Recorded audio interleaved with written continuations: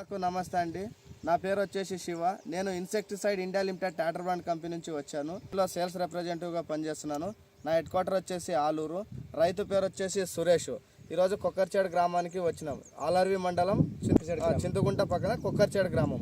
ఈ గత 5 రోజుల క్రితం మన అన్న వచ్చేసి బ్యాడ్గి వెరైటీకి 2043కి కునోచి ఆర్క్లెస్ వాడడం జరిగింది.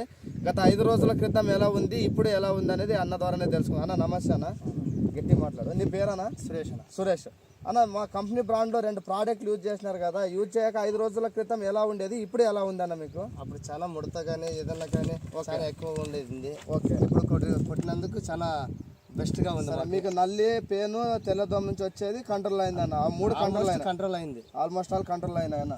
అందుకనే మరి నెక్స్ట్ సారి కానీ వాడాలనుకున్నాను. నెక్స్ట్ సార్ కూడా యూజ్ చేయాలనుకున్నారు. మీకు పై ముడత కింద ముడత అనేది కంట్రోల్ అయింది. మీరు ఎన్ని ఎకరాలకు యూజ్ చేసినారు? 2 ఎకరాలు. మొత్తం ఎన్ని ఎకరాలు పెట్టినారన్న? 3 ఎకరాలు. 3 ఎకరాలకు. 3 ఎకరాల్లో 2 ఎకరాలకు కునోచి ఆర్క్లెస్ వాడినారు. ఇంకా ఎకరాకి ఏం వాడినారు?